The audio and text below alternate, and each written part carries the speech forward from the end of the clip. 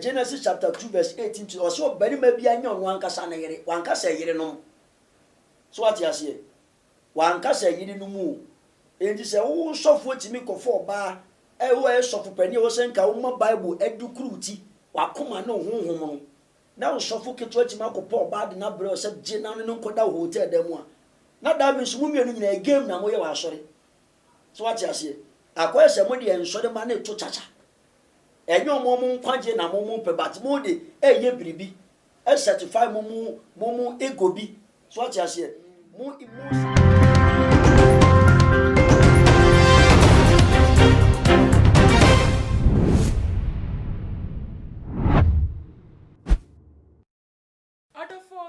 Akwaba shonko eba too much GH munuaba na ama owusua eni na dano de e trend e we maimu eno na me ditudwa ema mo ahwefo eni etiefo mu so mutimi enya bi ete ebusuafo for e wa na sisi ade de asofo omoto ayehye pa konyo musiso no eto ayehye eso ayehye de amo mutara so kra enyeye esa ye ensemsem a eboboba efa wo mo ehom na ebusuafo mo be follow trend na asofo ayebobo mu din wo mo yakom wasem obete wante kra na enye wo ba a wone ne ehihye wo ene ho nsem abeto abonten from Bishop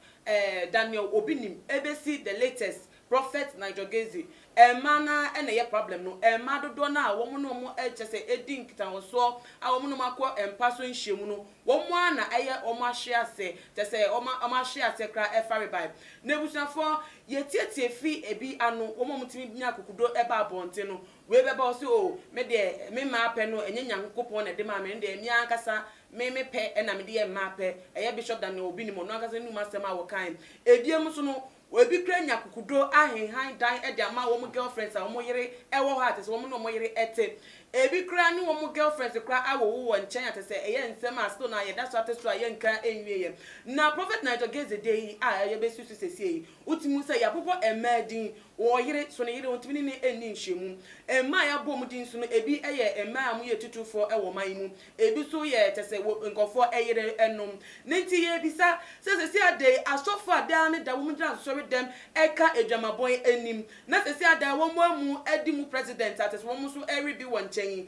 dia na ekoso sesi ade Christosum ya je edwamambo atomu ana wo ba eni wo be ma wo mu wari mbetimi atena se abom asa aba sori mu abesuma na because ye kwai de sasofo ne ya ye hwe mo de bobra yi de se na sa na no mo pa che se ye betimi aye sesia ewo asafo no ebi oso a eya de foforo internet de ya to ensa e de afa eye Prophet Bernard Esiam awoda asori ni din ede Holy Ghost Fire and Prayer Ministry na ibisafo wo ye hyepan ntitebre ye twan ho abaye ba ye de nkomo no ebe hwehwe so obe cheche mu pa eni ntitebre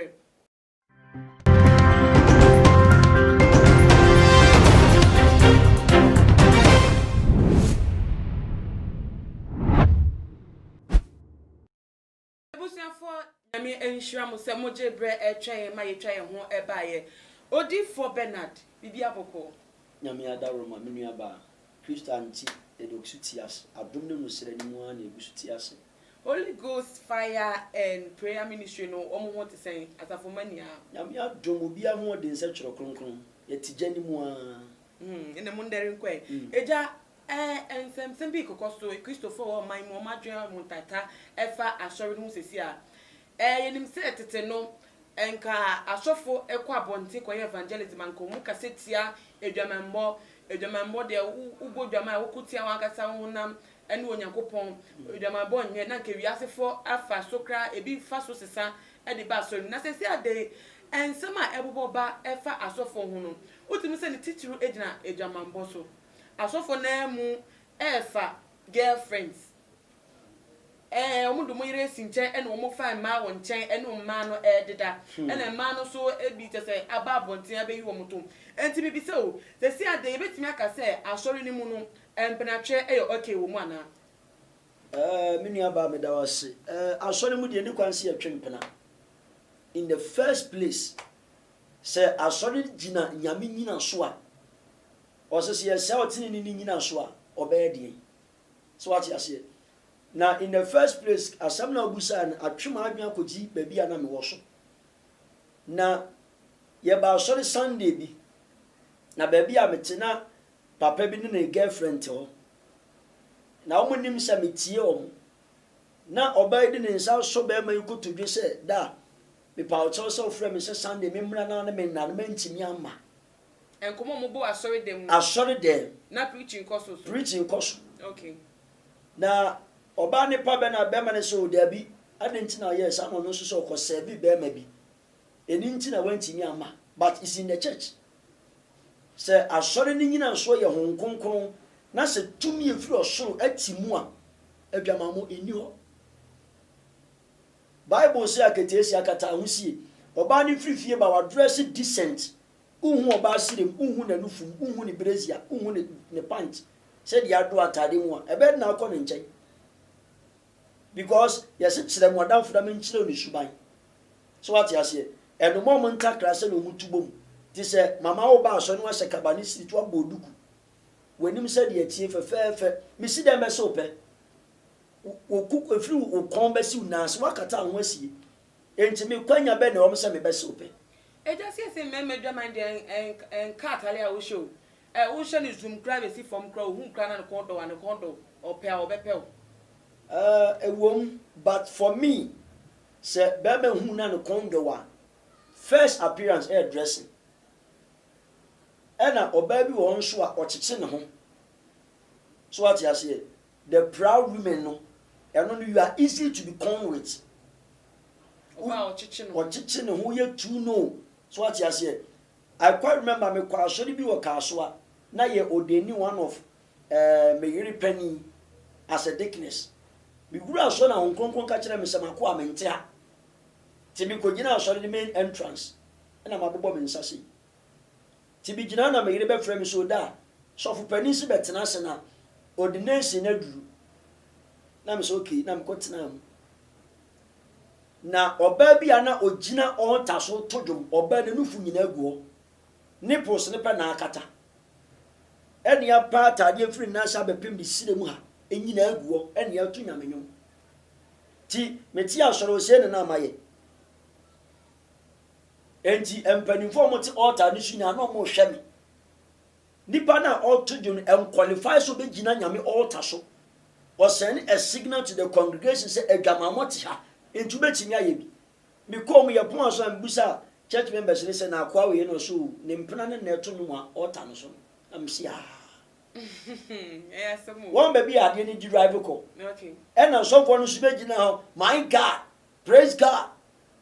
me catch am so for no abodam ale brofo kasa na wo yisu na enye brofo kasa ne de nyame chi no ontibi nka wa asore de em ho ema honkonkon tibi nya dominion in the church enti mubo mpaye kakra bi na osoro bi ye mo mpaye tintin o enti na bible si ama mo nkasa tintin di sabo somsomfo no obebo mpaye tintin na wuti bonim because e was so sere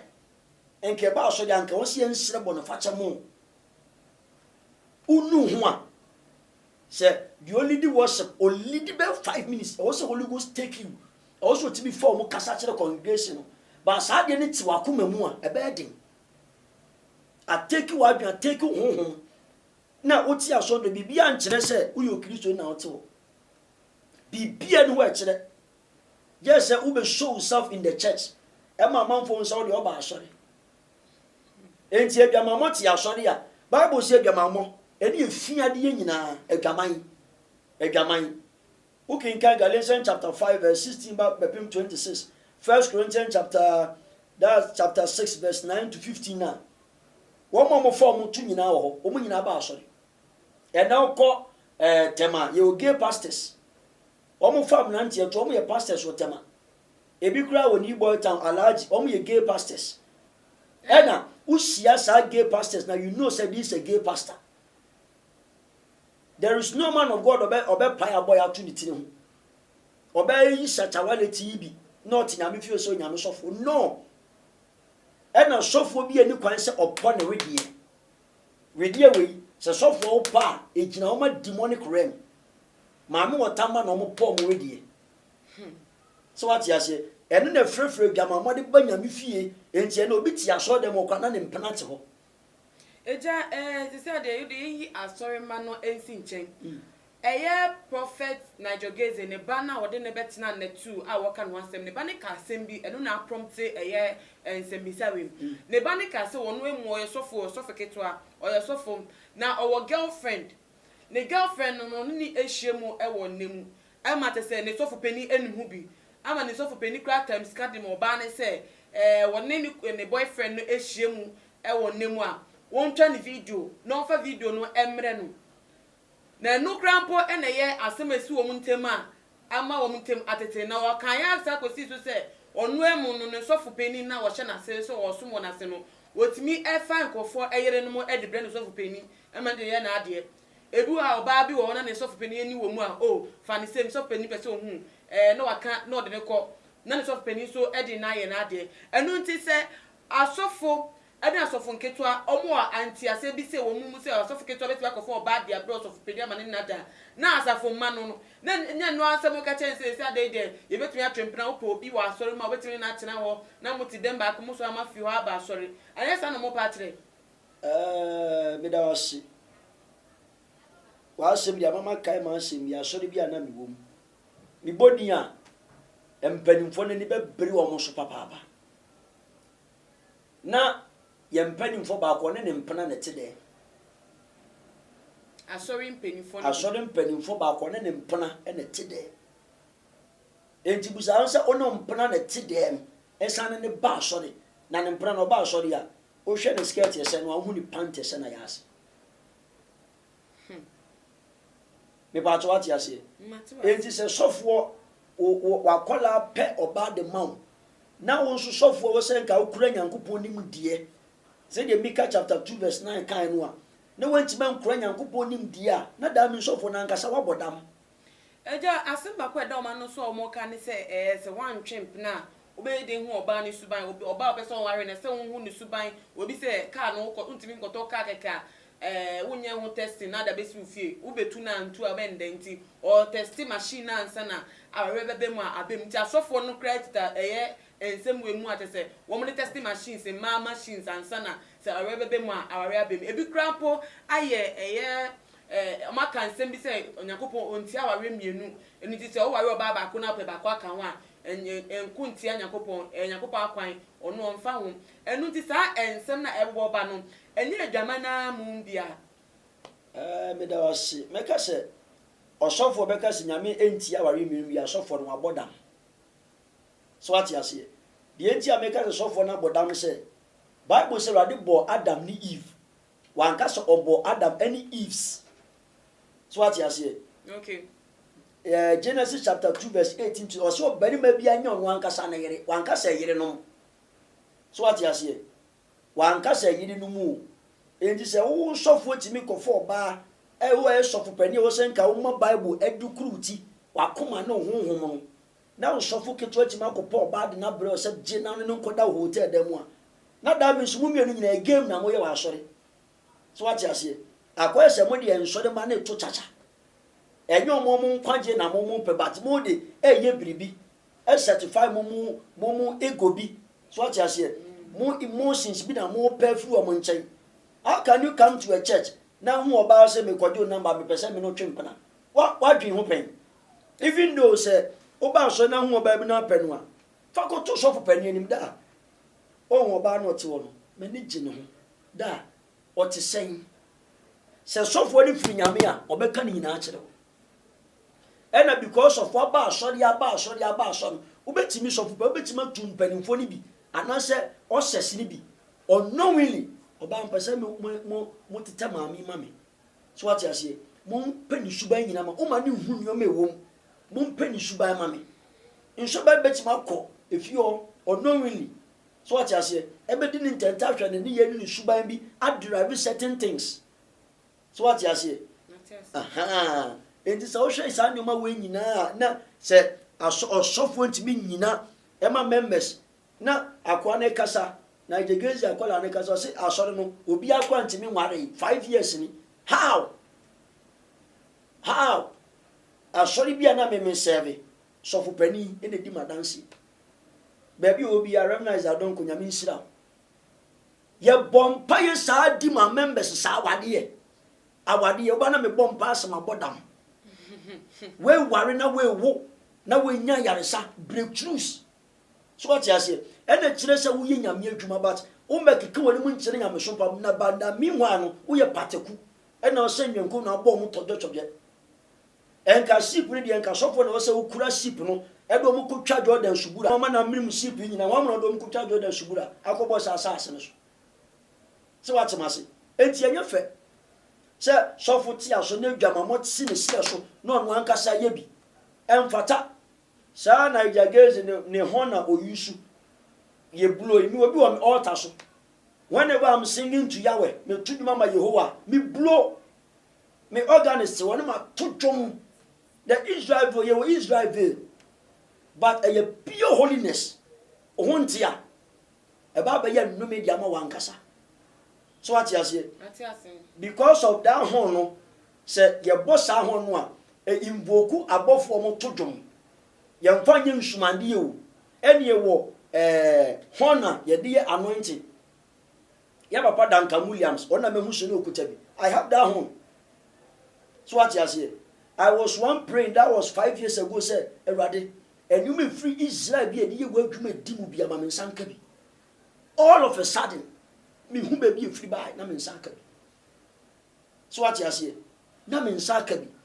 because me ye adwuma ni genuinely from a coma me honhom ni me kram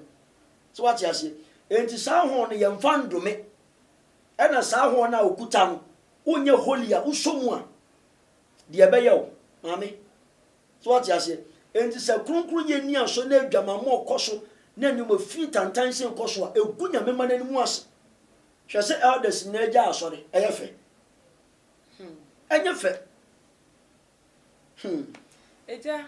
enti te koso ya safu mu isi a obi aso aware so eyenyonyam de a nyankopon ekondo nyankopon pe aware na se isi ade ewiasefo se be ware obi ade no na twempena ne na ada na se isi aso erere asori ma the stand no bi be ware obi asori ko wa hekapa na wanyem de amanga ko na so ne na dansa na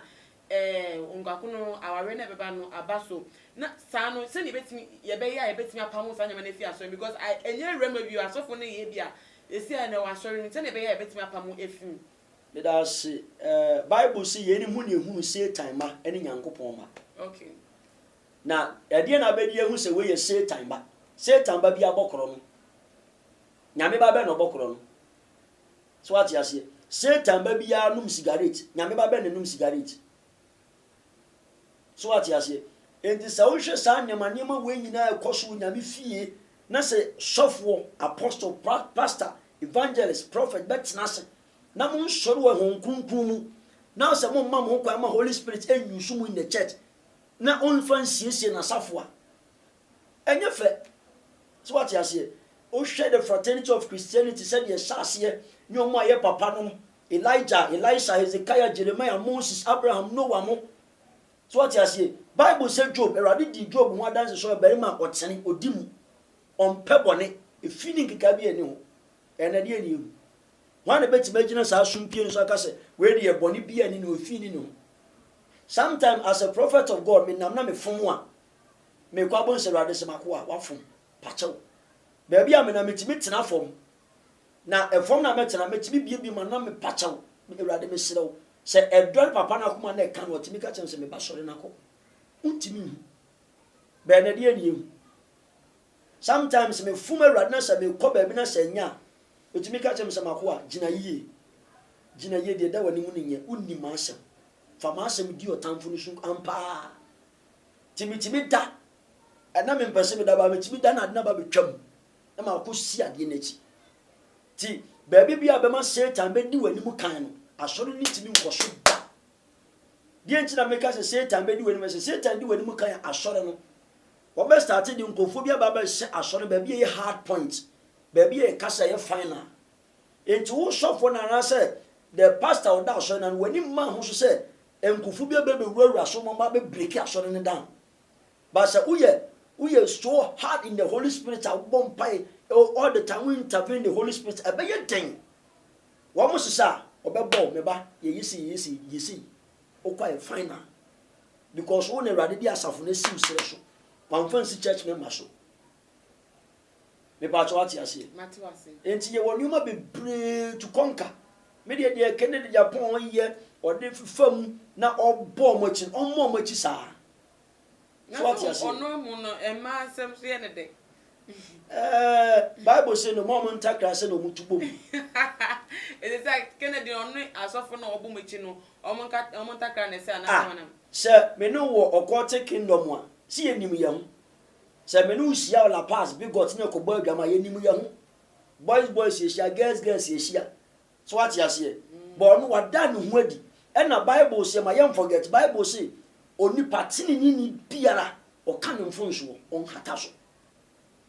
and ni adia me Paul Kennedy Japan o pa mu ka me de me wo children so what you say me wo ma but me hwe me ma eya ni monyam sama Christ ba ka so be jai ne rade ati ni ma kire no sika obenya wo ba ba bia wu a kra ne ko ne ho ne hia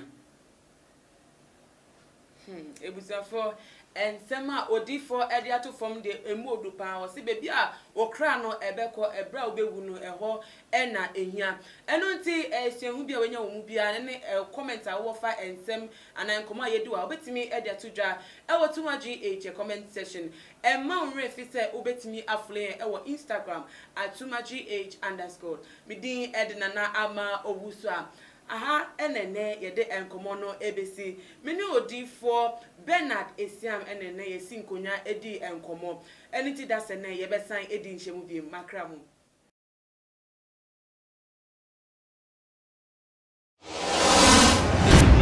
the major prophet kum chacha on say me catch was say bomoden na hwe too much GH on say me kan ye nyene bone pa na kase ye pe wo wi ase ya asondin ti na Adam won hu nyame yenu nyam no won hu ne ma bi a wo hwehwehwehwe e wo other place ni ade kat won na bomoden na be hwe too much GH be hwe na subscribe bomoden o be hwe pe na wa ye subscribe o subscribe na subscribe na o subscribe a na wo benya ne ma pe a wo pe ne ma papa a wo pe ahwe nyame hira na